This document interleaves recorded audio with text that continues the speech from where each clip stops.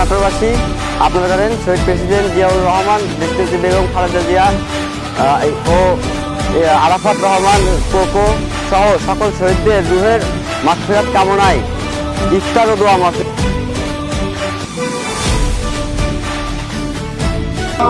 শহীদ রাষ্ট্রপতি জিয়াউর রহমান এবং বেগম খালেদা জিয়া সহ স্বাধীনতা যুদ্ধে যারা নিজেদের জীবনকে আত্মহতি দিয়ে যারা শহীদ হয়ে এদেশের স্বাধীনতা সার্বভৌমত্ব ফিরে নিয়ে এসেছেন এবং 24শে জুলাই যে আন্দোলন সংগ্রামের মাধ্যমে আজকে আমরা বাক স্বাধীনতা ফিরিয়েছি, সকল শহীদের আত্মার প্রতি শ্রদ্ধা নিবেদন করছি এবং আল্লাহকে দোয়া করছি আল্লাহ তাদেরকে জান্নাতে ফেরদৌস নসিব করেন।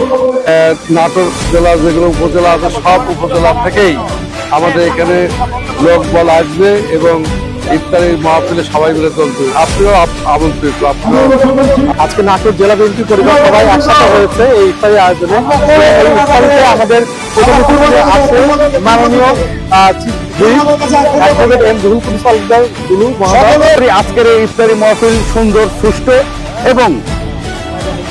এবং স্বতঃস্ফূর্ত অংশগ্রহণের মাধ্যম দিয়ে আজকের এই ইফতারি মাহফিল আমরা কার্যক্রম শেষ করতে চাই। সেই সাথে নাটোরের জনগণ, বিএনপি, ছাত্রদল, যুবদল, স্বেচ্ছাসেবক দল সহ সকল সংগঠনের নেতাকর্মী এখানে উপস্থিত হবেন।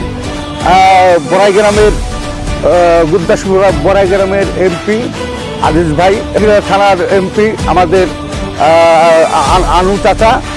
আজকে এই ইফতার ও দোয়া মাহফিলটা ঠিক এমন সময় হতে যাচ্ছে নির্বাচনের পরপর, এবং আমরা এটা পর্যালোচনা করব আমাদের রেজাল্টটা কেন এই অবস্থা হলো।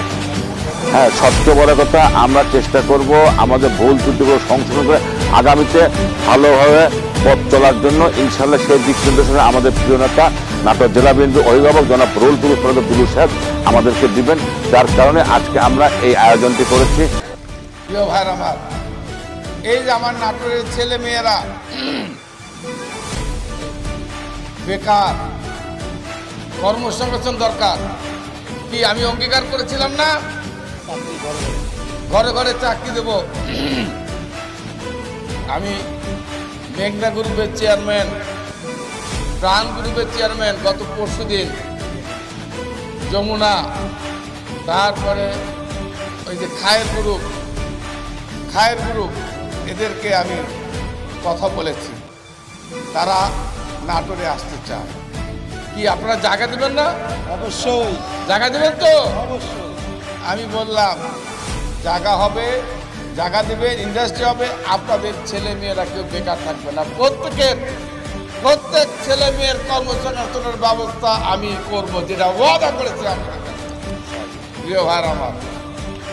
এরপরে আর একটা কথা বলেছি, অনেক কথা বলেছি, আর একটা মূল কথা, 5 আগস্টের পর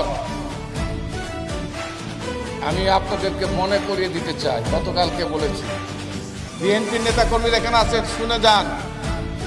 আমি আজকে নসরতপুর গিয়েছিলাম, নলডাঙ্গা পৌরসভায় কেন ভোট কম পেয়েছি আজকে গিয়ে আমি তদন্ত করে পেয়েছি। যারা যারা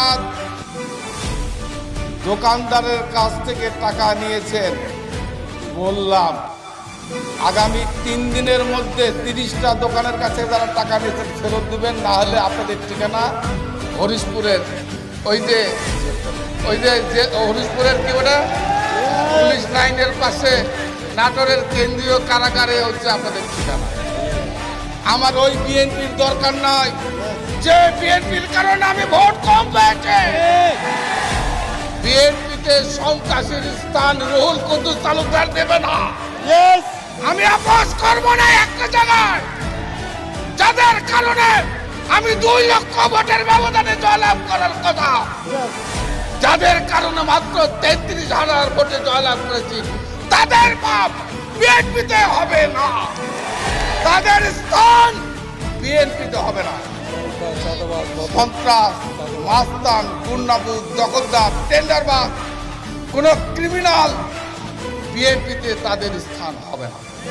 আমি ওয়াদা করেছিলাম, আমি কথা দিলাম আপনাদেরকে সামনে রেখে, এই ইফতারকে সামনে রেখে আমি এই ওয়াদা বাস্তবায়ন করব।